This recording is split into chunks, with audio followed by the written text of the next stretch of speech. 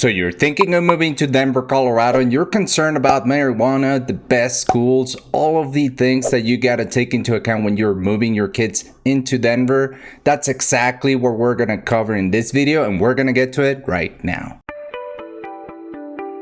What's up, everybody? This is Angel and I'm a real estate agent over here in Denver, Colorado. And the first thing that's typically most people's concern when bringing their kids into Denver, Colorado is going to be marijuana. Colorado was the first state that legalized marijuana for recreational use in all of the US. And of course, it's a concern for families. But the question is this a good thing or is it not? And I'm going to tell you from the experience of just being a local here, or a local now. I wasn't raised here, but you know, I've been here for about 4 years now.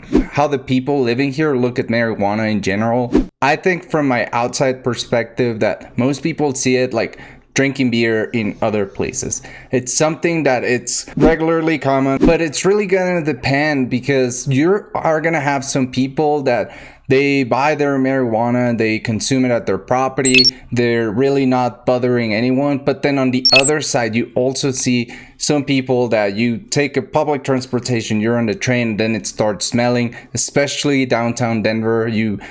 If you're walking in downtown Denver for, let's say, more than 2 hours, there is a high likelihood that you would smell someone who has smoked marijuana. But it also comes with a few pros, which is one of them, the government has had way more tax revenue.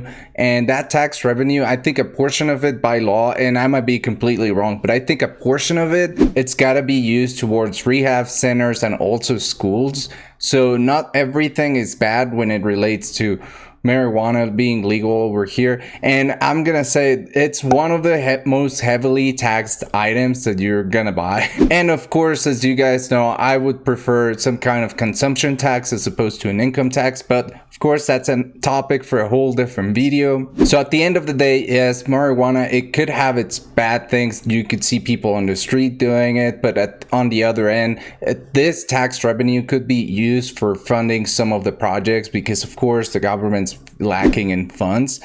Our income taxes here actually decrease on the tax rate as opposed to increase. I know you're gonna see almost all states are always increasing. We had a decrease here and I think that had to do somewhat to this marijuana tax because again, it's so much more revenue than the government's probably taking from other sources. I just want to take a second to say I'm a real estate agent, and if you're thinking of moving to Denver, Colorado, reach out for a private one-on-one conversation where we're gonna talk about what you like and especially what you don't like so that we can narrow down your search and find you the perfect place.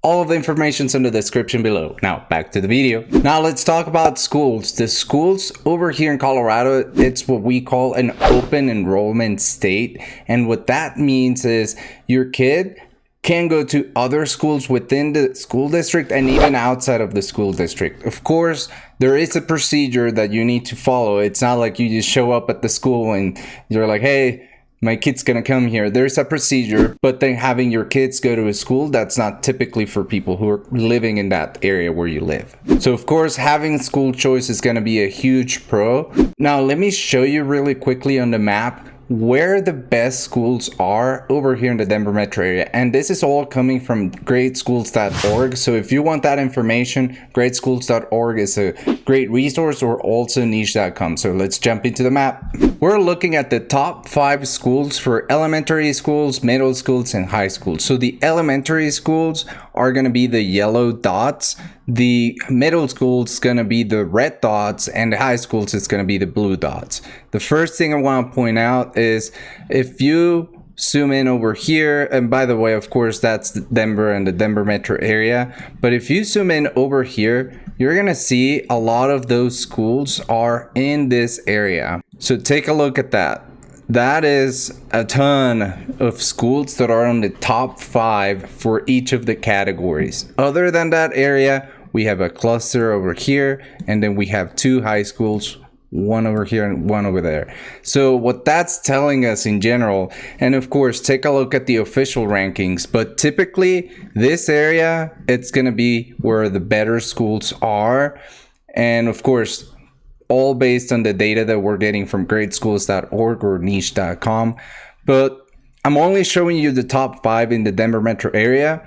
But if we were to extend to the top 10, you could also add this area over here basically. So just wanted to point you in that direction. If school is something that it really matters to you, you really want to have your kids going to the best school possible, typically the area on the south side of Denver, it's going to be where that is. So now the other thing I want to show you is over here by the Denver Tech Center over here. Of course, that's 225. You're gonna see one thing that I really like a lot, and I like my life to be efficient. And over here in this area, we actually have a cluster.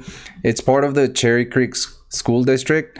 And we have a top 5 elementary school, middle school, and high school right next to each other. So if you're one of those people like me that you want your kids in your best school district possible, and you want them to be in an area that they're familiar and they don't have to really think about it too much, these schools are right next to each other, elementary, middle school, high school, and it's right by the lake. So it seems like a good idea to me. But now the other cluster that we're gonna see, it's gonna be over here. This is gonna be the Windsor neighborhood, which I think I saw, and don't quote me on this, but I think I saw a report of the top 10 areas to live, and Windsor was coming up as the top 10 areas to live in Denver, Colorado. So of course, it also has one of the best elementary schools and middle schools. Now when it comes to high school, now there are some newer high schools, especially over here. Southeast Aurora, it's probably one of the most underrated places in the whole Denver metro area because it doesn't come with the price tag like Highlands Ranch or Centennial, but it does come with most of the things that are driving people to those areas. So just wanted to plug that in case you were thinking what areas you want to look at.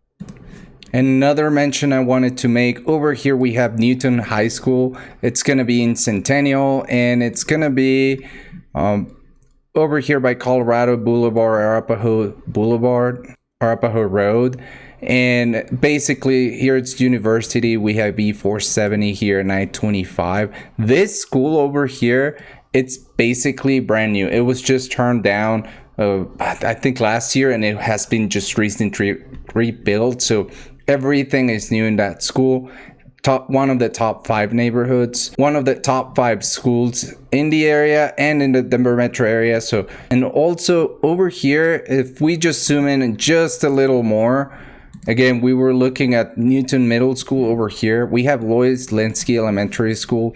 For many years, it was ranked as the top 1. It was the number 1 elementary school in all of the Denver metro area. I did not see it in the top 5, and of course, that's why I didn't add it here. I'm not saying what my opinion is because, of course, I don't want to steer you in any way.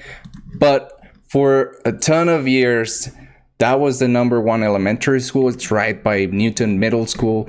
And again, being in the south side, it's going to be where you're going to find most of the best schools in the area. And of course, again, I didn't want to overcomplicate this video. That's why we only did the top 5. But for more resources, look at niche.com and greatschools.org. Now, one of the things that's awesome about people who are living over here in Denver, Colorado, is that the kids here actually get to play outside. There is a ton of parks and rec centers, and I'm gonna tell you, it was a little bit of a shocker when I moved here that I would just go out. I would always go on a bike ride and I would go through all of these parks, and you would always see kids playing soccer or football, and it was just a cool thing to see because where I was living before, I think it was just too hot and the kids weren't playing outside. They were mostly inside, and there is a ton of sports. It's not uncommon to see kids playing hockey outside, and of course not ice hockey. Well, actually, in the mountains, they do play ice hockey in a frozen lake. So that's cool to see as well. But over here in Denver, they kind of do like a road version of hockey. They play lacrosse, soccer, football, of course, flag football, all of the typical sports. And Colorado has the lowest obesity levels in all of the United States. So I think that comes with just having the mountains, having the healthy lifestyle, playing outside, all of those things that kind of add up and over time make this just a great community with Everybody's self-conscious. Everybody wants to play outside, do mountain activities. As a result, we're just healthier than the rest of the US. Now, when it comes to family-friendly attractions, of course, we have the Science Museum. That's a really cool museum to go to. Even as an adult, we have the aquarium, the zoo, and the most underrated touristic attraction in all of Denver, in my opinion, of course, that's gonna be Dinosaur Ridge. There's actually steps from dinosaurs that were here, of course, tons of years ago, and you actually get to see those steps on the rock. So I think it's really cool. And not only that, but a ton of breweries are kid friendly. I've actually been to a brewery where they have a live band, and you know, it's maybe like 10 p.m. and you'll see a kid, like they put like 2 or 3 chairs together and the kid is sleeping there. So I guess if you don't want to have a nanny, that's one alternative. And so the thing I like is that if you want to go for a drink or you have a designated driver, you can bring your kid with you, and it's kind of just like a bar, but a little bit more chilled, if you will. Now, of course, there's a ton of mountain activities that you can do with your kids. I always see people on the trails that they even have like these backpacks where you are carrying a baby and the baby's over here on top of you. Those are very cool to watch. People that they're just kind of gonna make it work. You also see kids as young as 2 or 3 years old just coming down the mountain skiing, and sometimes they fall, but you know, for them it's a very low fall. Like it's not a huge, it doesn't really hurt them because of course they're so small, but it's just cool to see the kids being in action, if you will, doing all of these activities. And of course, as they grow up and they're growing older, they keep adapting to different activities, different challenges. So just a very cool thing. Just next week, my nephew, it's gonna be coming over here. We're gonna go whitewater rafting. He's 15 years old. So those are some of the activities that you get to do when you're living here. It just makes it so much easier to do all of these activities that are available for people of all ages. So that's one of the cooler things I would say about living here. And of course, one thing that just kids just love to do is go and watch wildlife. And over here we have all kinds of wildlife. We have bighorn sheep, we have mountain goats, which I'm not gonna lie, I haven't seen one yet. I've been here, I've been to many peaks. I always hear people saying they're at the peaks, but I haven't found them yet. I have seen a ton of bighorn sheep. That's very cool, especially when they're hiding, you know, you're kind of looking and you look through the trees and they're like right there. You can even go hunting here. There's a ton of areas over here to go hunting. Tons of public land. And when you're a Colorado resident, and I know I'm going on a tangent, but when you're a Colorado resident, you get to have a cheaper hunting tag for elk and moose or the bigger game that if you don't live in Colorado, you would pay. I know there's some tourists pay thousands of dollars to come out here to hunt. You don't have that if you're a Colorado resident. But going back to the wildlife watching, there's also a ton of bison, and there's also black bears over here. We don't really have grizzly bears. And lastly, I just want to touch on the parks again. So the parks over here, Denver has very few but huge parks. So Denver has Cheeseman Park, City Park, Sloan's Lake, Washington Park, whereas the suburbs and other cities around the area, they have smaller parks, but they're kind of like all over. If you're living in the suburbs and you just go for a walk with the family, like for a lot of neighborhoods, you don't even have to walk not even 3 blocks and you're going to be at a park or multiple parks. There is some areas where there is like 4 or 5 parks just within a 3-block area. So that's something that's very cool. You get to choose which parks you want your kids to go to. But of course, if you wanted the bigger parks, you also have the availability to do that. So just another thing to know when you're living over here with Denver, Colorado. And some of these parks have events year round. Like for example, Belmar Park has a little amphitheater, and during the summer they have a concert every single Wednesday. For Bear Creek and also a lake that's in the south of Denver, I'm blanking out on the name, Chatfield State Park, I had to look it up.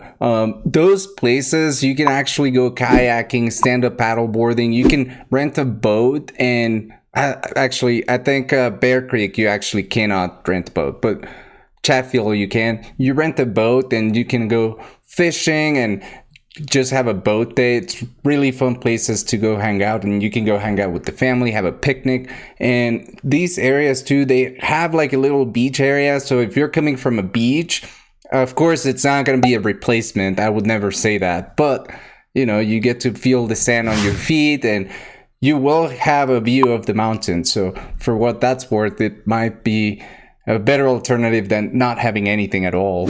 Now, moving to Denver might not be for you. Maybe you want to move to the suburbs, or maybe you want to be closer to the mountains. Maybe you want acreage. It's all good. Everybody's looking for different things. Our job with this channel is giving you an honest opinion of what's like living in Denver, Colorado, and the surrounding areas. So right now, hit the subscribe button. We do videos every week. They're the most in-depth videos about living in Lakewood, Colorado, Denver, Colorado, and the Denver metro area in general.